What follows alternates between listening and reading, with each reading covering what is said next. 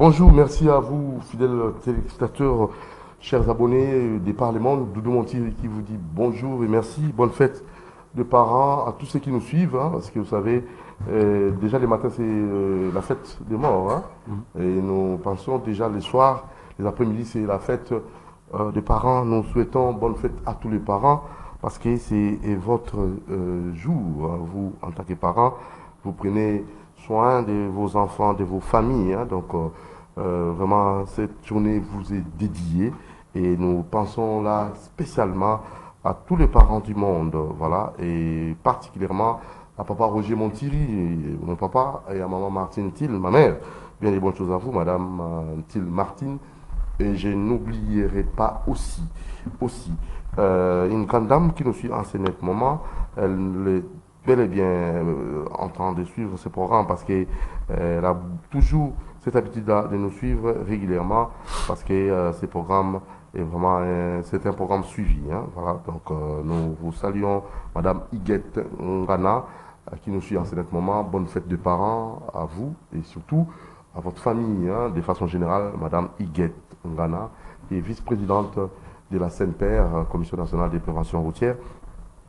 Que cette journée vous soit agréable et surtout que vous puissiez toujours avoir cette énergie, hein, d'éduquer, d'orienter, d'encadrer votre foyer.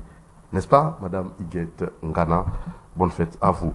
Alors, je vais aussi souhaiter bonne fête au président Matalatala, Robert Matalatala. Bonne fête à vous parce que c'est votre journée, hein, donc journée des parents. Nous pensons aussi à vous, le président Robert Matalatala. Et je n'oublierai pas aussi hein, les directeurs Quito.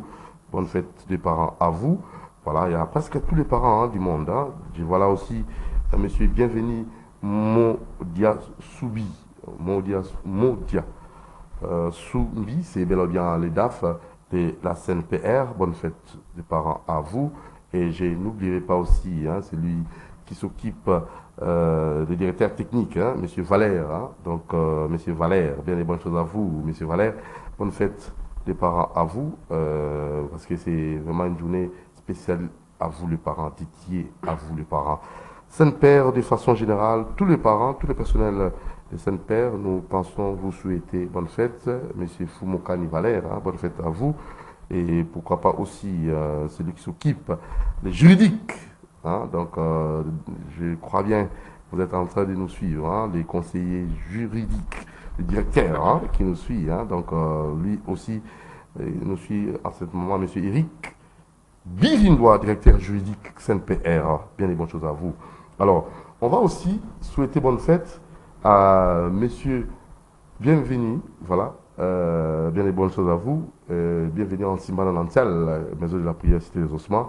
Vous pouvez aussi, si vous avez le temps d'aller prier, parce que la famille, c'est vraiment le fondement même hein, donc, de la nation. Parce que c'est par là que nous puisons tout ce qui nous dirige, tout ce qui travaille, donc les enfants proviennent des différentes familles, nous aurons les ministres, nous aurons les députés, et c'est vraiment par la famille que nous allons développer notre pays, parce que c'est une cellule de base. Alors nous pensons qu'il faut prier dans des endroits convenables. Mais la prière, c'est les ossements, c'est sur l'avenue Suisse 42 bis à Lupin. Vous avez droit à la bibliothèque, restauration, le calme règne dans ces cadres de vie, vraiment respectant les normes environnementales. Suisse 42 bis, en lieu place d'aller dans les forêts et de vous éloigner tellement. Nous sommes dans la commune d'Ngalema et vous aurez droit à cet espace, homme de Dieu, chers parents et pourquoi pas aussi chantre. Vous allez appeler maman Charlotte, à qui je souhaite bonne fête de parents, sur le numéro affiché au bas de vos petits écrans pour bénéficier de ces beaux cadres, Maison de la prière, Cité des Ossements, à Lupin, sur l'avenue Suisse 42 bis. Bonne fête des parents à maman Annie Ekembe, l'épouse adorable de M. Bienvenu Antimbana. Bonne fête des parents aux enfants Naomi Antimbana, Keren Antimbana. Voilà, bien les bonnes choses à vous, parce que vous aimez vos parents et vous serez bénis. Honore ton père et ta mère. Hein, si vous voulez être béni hein, dans la vie, hein, jeune. Donc, il ne faut pas avoir des problèmes avec les parents, c'est pas bon. Vous serez maudits. Hein, donc, nous allons croire que vous qui nous suivez en ce moment ayez cette habitude de respecter, d'honorer, de faire encore beaucoup de bien à vos parents pour recevoir de leur part la bénédiction. Bonne fête des parents à vous qui nous suivez. Bonne fête des parents à tous ceux qui aiment vraiment Dieu. Voilà. Alors, on va recevoir un grand monsieur. J'aimerais que lui-même puisse se présenter. Et je m'en vais déjà lui souhaiter bonne fête. Bonne fête des parents. Merci bien. Je suis un parent aussi, oui. Merci bien. Mais j'en profite aussi en passant. Je me présente d'abord. Oui. Gandhi Kassende Bokabo. Gandhi Kassende Bokabo, jurisconsulte et politiste. Donc je profite pour aussi me lancer dans le même sens de pouvoir souhaiter des belles et bonnes choses, des bonnes fêtes à plusieurs familles, notamment à mes proches, notamment à la famille Chakabonda, du côté de ma mère, Ndaya Chakabonda, du côté de mon père Bokabo Batikele Polycarpe, et un autre père qui a fait de moi ce que je suis devenu, Kabouya Charles Mendaloupula Bingo. Et je n'oublierai pas les familles Batouafé à Kinshasa. Donc voilà, là où vont mes souhaits. Mais j'aimerais aussi que ces souhaits aillent vers certaines personnalités politiques qui nous ont quittés, dont on ne parle pas ou peu. Je pense à Joseph Iléo, les gens qui ont contribué beaucoup pour ce pays. Je pense à Adoula, dont on ne parle pas. Je pense à Bolikango, qui a failli être le premier président de la République, n'eût été les tractations qu'il y a eu entre Kasavubu et Lumumba. Donc c'est à ces personnalités que je pense en passant. Ils ont apporté beaucoup de choses dans ce pays, notamment à Mabika Kalanda qui avait écrit le livre La remise en question. Très bien. Merci beaucoup. Alors bonne fête de parents à vous aussi, hein, madame. Madame, le nom là, c'est comme Montiri, hein, donc c'est Myrtille. Myrtille, au mot, hein, à peu près, hein. Myrtille Leta. Myrtille Leta.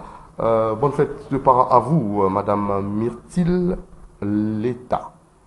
Bien des bonnes choses à vous, parce que vous nous suivez en ce moment. Bonne fête de parents aussi à madame Dorcas Nzumba, Dorcas Dor, depuis Canada, présidente de l'ONG des Actions Plus, à votre époux, à vos enfants. Bonne fête des parents à vous. Madame Dorcas Nzumba, bonne fête des parents à vous. Dorcas et à vos enfants aussi, depuis Canada. Voilà. Alors, on y va. C'est aussi pour vous, hein, tout le membre de cette association des anciens des Mongafula, retrouvailles des anciens des Mongafula, RAM, président Dibasson, bonne fête des parents à vous et pourquoi pas aussi à tous les membres de cette ASBEL. C'est pour redorer et surtout donner encore un peu de tonus, donc faire développer la commune de Mongafula. Doudou Montier en fait partie.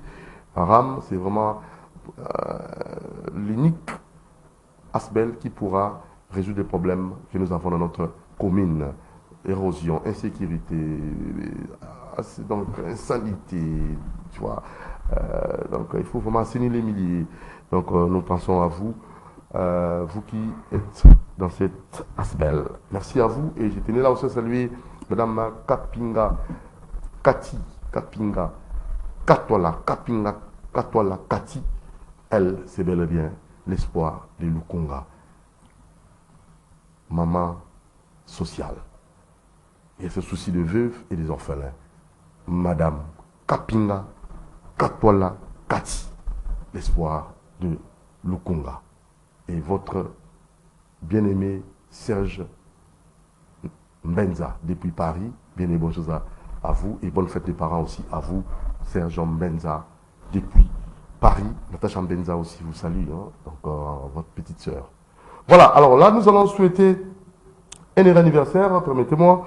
D'abord à cette jolie bébé, hein, elle est très très mignonne, elle fête son anniversaire aujourd'hui et c'est bel et bien signé Ridi Makwekwe, joueur de V-Club, sa fille, très jolie, Ridi Makwekwe, coup de chapeau à vous, hein, cette jolie créature, Makwekwe, en tout cas c'est Dieu qui vous a donné cette jolie créature qui fête son anniversaire aujourd'hui.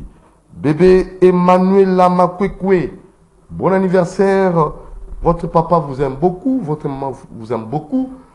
Rudy Makwekwe, Grand Jogo, vous dit bien des bonnes choses et longévité, bénédiction parentale et que l'Éternel puisse encore vous protéger.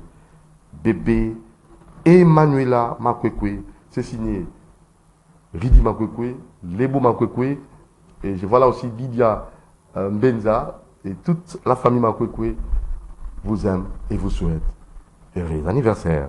Bon anniversaire, Emmanuela Makwekwe. Voilà, c'est juste une page rose. Passons à notre sujet. Et je crois que Madame Kati Mukoko Bichingobila, c'est cette grande dame qui nous suit à ce moment. Et je vois là Bijou Kiyoko aussi. Bonne fête de parents à vous. Et je vois là aussi Kuba. Bien des bonnes choses à vous depuis Beach Ngobila. Et son excellent Florent Chiba depuis Brazzaville. Bonne fête de parents à vous. C'est une journée de fête. On ne peut que fêter. Et avec ceux qui aiment la fête. Alors, parlons un peu de cette thématique. Et ça vaut la peine fêter la fête de parents. Ça a un sens. Quelle connotation donnez-vous à cette journée? D'abord, nous pensons aux morts les matins. Et deuxièmement, nous honorons les parents. Nous fêtons avec les parents. Selon vous, ça a de l'importance, les deux fêtes du 1er août. Pour moi, ce n'est même pas deux fêtes, ça devrait être simplement une fête. Des parents, vivants ou morts. Ah, vivants ou morts? Parce qu'un parent qui est mort... restera toujours votre parent. Oui, il est mort physiquement, mais au niveau spirituel, des enfants doivent continuer à penser à leurs parents, même morts. Vivants, non seulement qu'on doit penser à eux, c'est-à-dire on vit avec eux, on doit les honorer. On doit les honorer. Je voudrais dire quelque chose que beaucoup ignorent. Quand je regarde le comportement de certains d'entre nous qui vont dans certaines églises, pas toutes, hein, dans certaines églises qui privilégient l'église, les pasteurs et Dieu, ils oublient que Dieu, en créant cette nature, le monde, en créant Adam et Ève, c'est Dieu qui a créé Adam et Ève. Dieu ne nous a pas créés. Ça va choquer beaucoup de gens. Dieu l'a dit. C'est écrit dans les Écritures. Dieu a créé Adam et Ève. Il a demandé à Adam et Ève de procréer. Donc nos parents sont les responsables de notre création. Les parents, c'est le relais de la procréation. Puisque Dieu a créé qu'une seule fois. Quand on dit que Dieu nous a créés, les gens pensent qu'à chaque fois qu'il y a un nouveau-né, c'est une création de Dieu. Moi, je dis non. Il y a nuance. Dieu a créé une fois Adam et Ève, et ensuite, il a demandé à Adam et Ève de procréer. Ce qui a été suivi jusqu'à ce que nos parents nous mettent au monde. Nous sommes le produit de la procréation, non de la création. Il y a une nuance entre la création et la procréation. C'est pour ça que même dans les Écritures, on dit « honore ton père et ta mère ». C'est pas le jeu du hasard. C'est que c'est le représentant de Dieu sur terre. Donc il faut les honorer à tout moment, quand on peut. Il faut faire un effort là-dessus, qu'ils soient vivants et qu'ils soient morts. C'est pour ça qu'il y a des gens aujourd'hui qui vont aller aujourd'hui, pour le cas de la RD Congo, ailleurs, la journée des morts c'est le 2 novembre, mais les gens vont quand même le jour de ça, c'est le 1er novembre. Donc il y a une grande importance, il y a une importance capitale pour nous rappeler d'où nous venons. Nous venons de nos parents qui viennent d'Adam et Ève, eux qui viennent des dieux. Donc il y a un relais qui est fait, le relais que nous avons pris, que nos enfants prendront, etc. Voilà ce que je voulais dire par rapport à la journée d'aujourd'hui. Du point de vue responsabilité, M. Ngandi, Kassende, Bokabo. Voilà,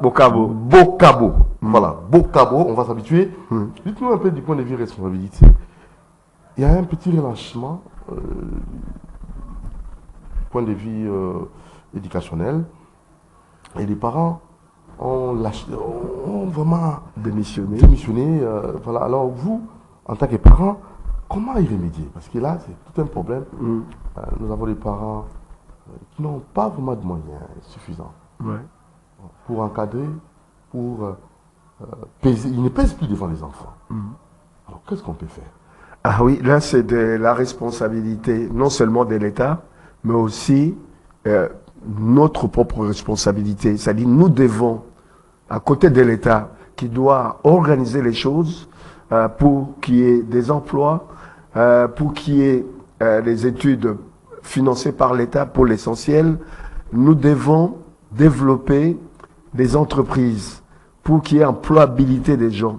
Quand les gens ne sont pas employés, quand ils n'ont pas de salaire par le fait qu'il n'y a pas d'emploi, ou alors quand ils travaillent par le fait qu'ils n'ont pas assez de salaire pour pouvoir tenir le 2 bouts du mois, c'est de la responsabilité et de la société dans son ensemble, et aussi particulièrement de l'État. On ne dira pas que les parents ont démissionné. Les parents n'ont pas les possibilités. N'ayant pas de possibilités, donc ce qui fait qu'il y a un laisser-aller, ils ne peuvent même pas se maintenir eux-mêmes en bonne santé. Il est difficile pour eux de prendre en charge les enfants. Vous comprendrez certains comportements de certaines de nos jeunes filles, vous comprendrez le comportement de certains de nos jeunes qui vont vers la violence, qui vont vers ce qu'on appelle le kuluna, etc. C'est dû au fait que la société est déstructurée. L'État devrait reprendre les choses en main. Même s'il n'y a pas d'emploi créé ou pas assez d'emplois créés, l'État devrait trouver des palliatifs, c'est-à-dire des moyens de pouvoir éventuellement donner à chaque enfant, en surveillant bien sûr certains parents, puisque quand tu n'as pas de moyens, il ne faut pas aussi aller avoir 5, 7, 10 enfants. Suppléer à la carence d'emploi, l'État devrait donner quelque chose aux parents, au-delà des salaires, pour pouvoir encadrer leurs enfants. Nos communes devraient avoir des services sociaux qui encadrent en suppléance des parents, les jeunes en faisant du sport, en faisant de la culture, en ayant au moins un sandwich à midi. Il y a des choses qu'on peut faire. Parce qu'en Europe, la prise en charge de l'enfant, avant même la naissance. Même avant même l'enfant, la femme a 7 mois de grossesse, il est pris en charge financièrement. On va le faire. Mais en Afrique, ce n'est pas le cas. Qu'est-ce que nous pouvons faire? Parce que l'émission c'est Génie Congo. Derrière, c'est pas pour voir, derrière là, il y a Kassavubu, Lumumba, Kisimo Kimbangu, Kim Parvita, ils sont tous là, derrière vous. Et j'en profite déjà pour enchaîner, parce que faire une relance, parce que ça c'est le deuxième point. Qu'est-ce que nous pouvons faire pour que nous puissions vivre décemment, nous en tant qu'Africains, Congolais de façon particulière, que nous puissions jouir de tout ce que nous avons comme richesse et tous ces héros, les héros que nous avons, les héros qui sont là derrière, ils se sont battus, ils ont milité pour le changement, mais nous ne sentons pas cela. Et vous, en tant que politologue, qu'est-ce que vous pouvez comme ça infliger à tout ce qui vous suit pour que nous puissions avoir des solutions sur ces dossiers qui gangrènent notre société? Il y a une implication double. Il y a l'implication de la société, il y a l'implication de l'État. Je commence par l'État. L'État devrait s'organiser et organiser l'État et l'administration dans le sens de mettre les moyens de l'État au service de population. Comment? En faisant en sorte qu'il y ait équilibre au niveau du partage des richesses. Ce n'est pas normal. Équilibre dans le sens de créer une classe moyenne ou comment? L'équilibre, c'est que même celui qui est au bas de l'échelle soit à même de pouvoir s'acheter un vélo. De manger, de boire. Manger, boire, se vêtir, etc. Et financer les études de ses enfants. D'ailleurs, les études des enfants devraient être prises en charge totalement par l'État. Et la gratuité d'enseignement, c'est pas suffisant. C'est une bonne chose. Il faut plus que ça. Plus que ça. Il faut plus que ça. Il faut qu'au niveau de secondaire, qu'il y ait une prise en charge totale, et de l'université également, par l'État. J'ai dit que c'est possible. C'est possible. Parce qu'il y avait des bourses à l'époque.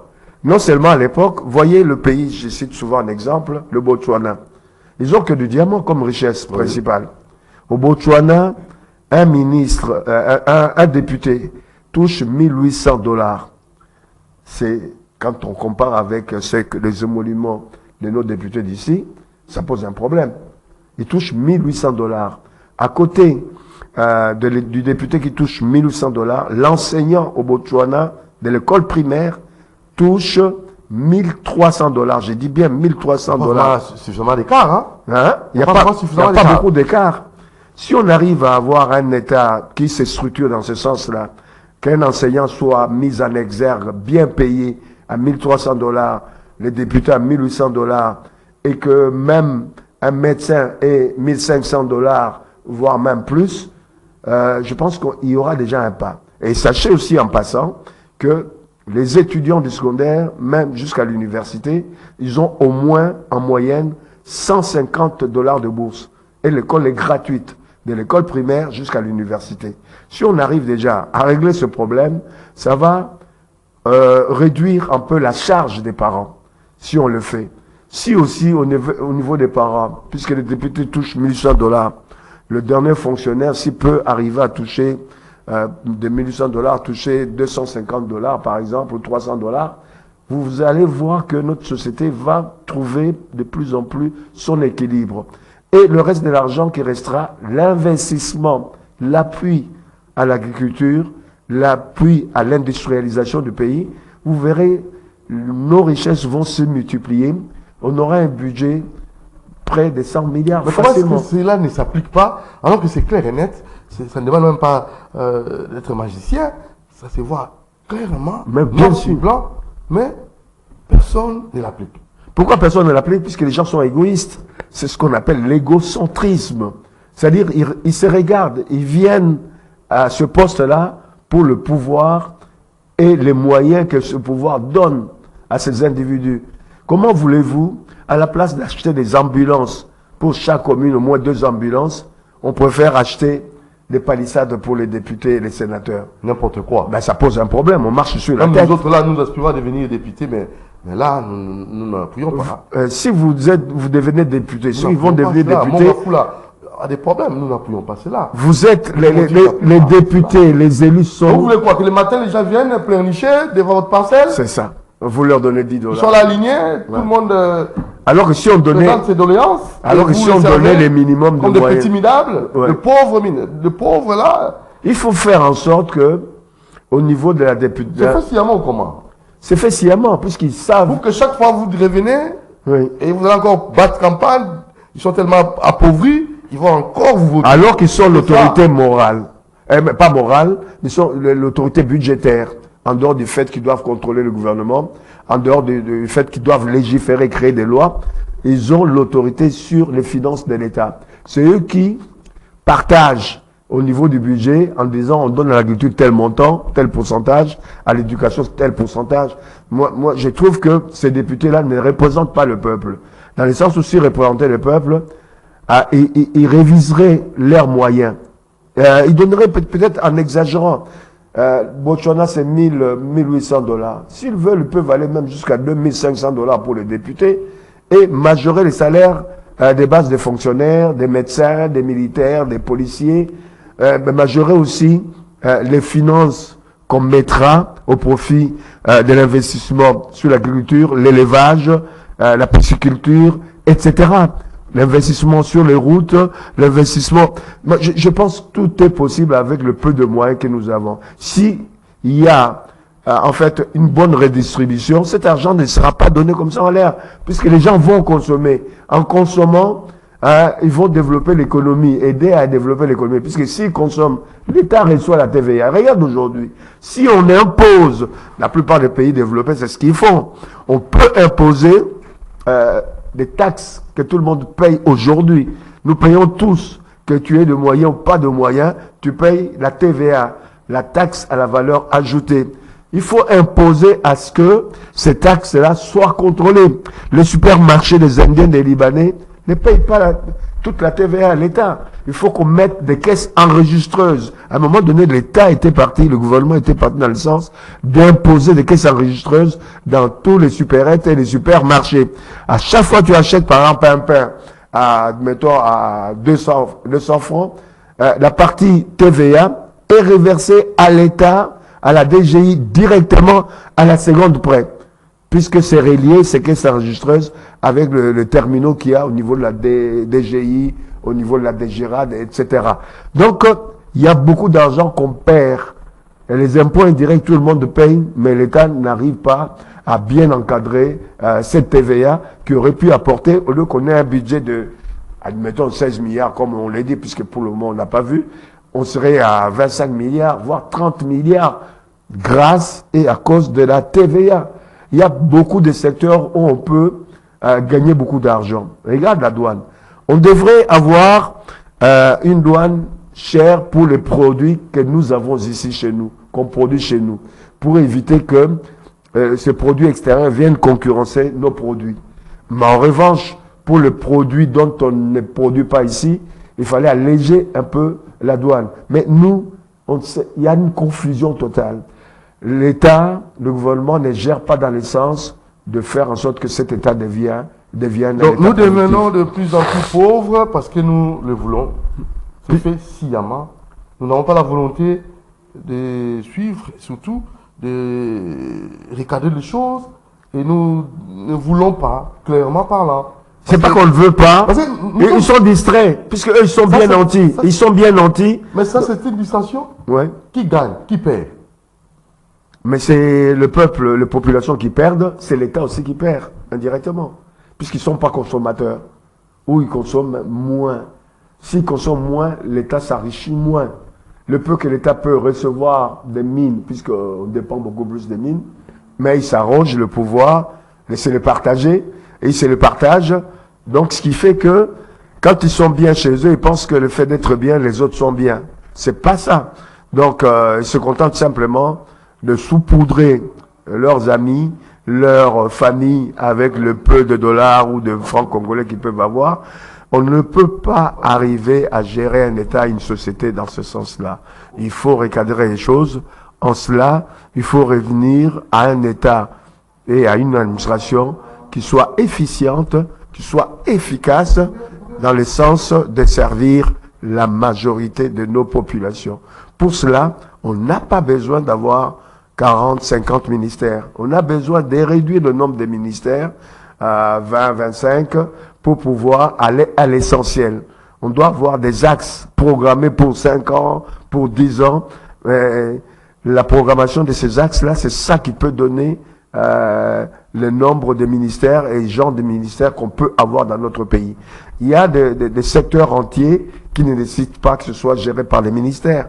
Il y a des secteurs qui nécessitent d'être gérés par des commissariats, c'est-à-dire comme commissariat à l'énergie, commissariat au tourisme, etc. Il y a des secteurs qui peuvent servir simplement des directions d'un ministère. Quand on regarde les ministères de l'économie, de l'agriculture, des petites et moyennes entreprises et autres, il y a au moins 5 ministères comme ça qu'on pouvait regrouper avec des secteurs où on pouvait nommer des secrétaires généraux, des directeurs généraux qui seraient beaucoup plus efficaces que les ministres que nous avons aujourd'hui. Donc, je pense qu'il faut aller à l'essentiel, structurer les choses autrement. En structurant les choses autrement, il y aura des résultats. Il faut aussi qu'il y ait des indicateurs chaque mois, chaque trimestre, qu'on fasse l'état des lieux des avancées de ce que chaque ministère, chaque direction fait pour que, à la fin de l'année, qu'on fasse le bilan, qu'il soit un bilan cohérent, pour vérifier si tel ministère a travaillé dans le sens de rendre service à la société ou non, et s'il y a des rectificatifs, qu'on le fasse. Voilà à peu près, on peut aller plus loin, il faut du temps pour ça. Voilà, alors nous allons vers la fin déjà parce que c'est tellement capital ce que vous évoquez là. Alors dites-nous un peu, ce que du point de vue comportemental, parce qu'on doit se dire, comme c'est l'actualité oblige, la déformation des mœurs, l'éducation de nos enfants, et jeunes générations, quand on fait une étude comparative avec à votre génération, vous sentez qu'il y a vraiment des points à se plaindre.